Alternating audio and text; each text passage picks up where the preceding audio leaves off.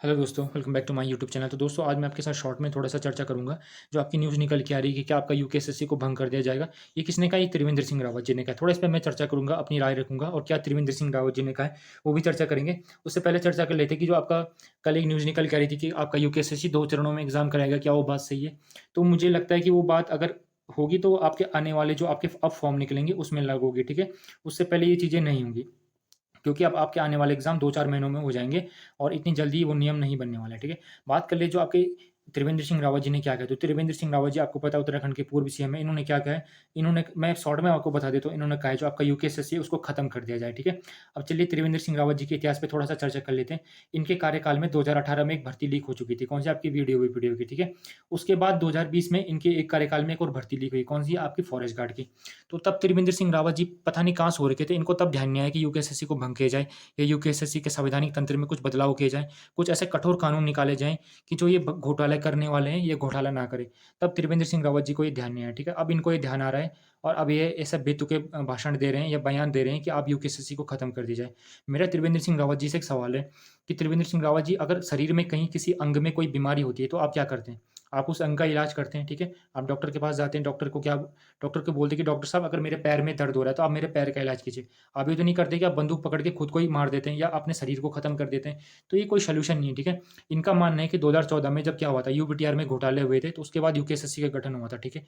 चलिए यूकेएसएससी का गठन हुआ था, तो यूकेएसएससी का इतना अच्छा तंत्र था कि इसमें घोटाले नहीं हुए, इसमें भी तो घोटाले हुए।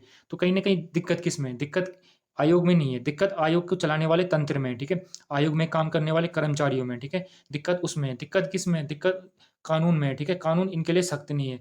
जब तक कानून सख्त नहीं होगा, एक तंत्र आपका स्ट्रॉन्ग नहीं होगा, तब तक ऐसे घोटाले हर साल होंगे, हर बार होंगे, ठीक है? बच्चों के भविष्य के साथ खिलवाड़ हर बार होगा, हर साल होगा, ठीक है? आपको कहीं न कहीं तंत्र को मजबूत करना होगा। जो आपका तंत्र है, जो आपके कर्मचारी हैं, उन पे सर्विलेंस या उन पे इंटेलिजेंस की नज़र रखनी होगी, तब जाके ये चीज़ें होंगी, ठीक है? ये चीज़ें थोड़ी और ये चीज़ें कहीं न कहीं सेंसिटिव चीज़ें हैं, ठीक है? सरकार को कहीं न कहीं सोचना चाहिए। हाँ, बच्चों का पैसा तो जाता ही जाता है, बच्चों का टाइम जाता है, ठीक है? और बच्चों की उम्मीदें जाती हैं, ठीक है? उसके पीछे उसका परिवार होता है, उसके दोस्त होते हैं, ठीक है?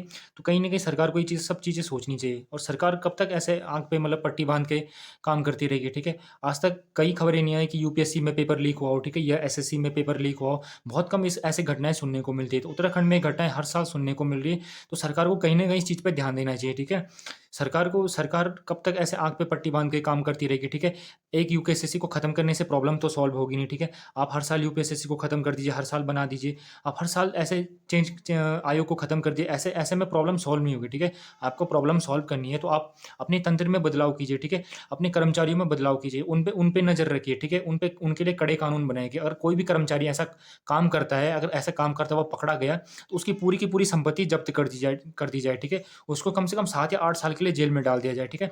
जब तक आप अपने कानून का डर नहीं बनाएँगे आप किसके बीच, इन घोटाले करने वालों के बीच, तब तक ये चीज़ें नहीं बदलेंगी, ठीक है? ये चीज़ें हर साल होंगी, हर बार होंगी, ठीक है? हर परीक्षा में होंगी, ठीक है? तो सरकार को कहीं न कहीं अपने कानून को सख्त करना चाहिए। सरकार और एक चीज़ मैं देखता हूँ कि जो जितने भी लोग ये घोटाला करते हैं, इनकी जानकारी है, इनकी शक्लें क्यों सार्वजनिक नहीं की जाती, ठीक है? कहीं न कहीं चलिए मानता हूँ कि ये कहीं न कहीं गलत है, ये असंवैधानिक है, बट जब तक इन लोगों की शक्लें, इनके आस-पड़ोस के लोगों को, जब तक इन लोगों की शक्लें लोगों को नहीं दिखाई जाएँगी, वही लोग हैं जिन्होंने पेपर लीक किया था, ये वही लोग हैं जिन्होंने पेपर को लीक करवाया था, जिन्होंने पेपर के लिए पैसे दिए थे, है ना? ऐसे पैसे देके परीक्षा को पास की थी, जब तक ऐसे लोगों की शक्लें लोगों के सामने जारी नहीं होंगी, तब तक ऐसा कुछ नहीं बदलने वाला, ठीक है? हर साल ये चीज़ें चलती जाएँगी। अभी आपने देखा होगा कि 2020 में पेपर लीक हुआ था, किसका? फॉरेस्ट गार्ड का, ठीक है? उसके बाद कुछ बदला क्या? नहीं बदला, ठीक है? अब इसके 1 साल बाद ही दोबारा पेपर लीक हो गया, अब अगले साल ही दोबारा पेपर लीक हो जाएगा।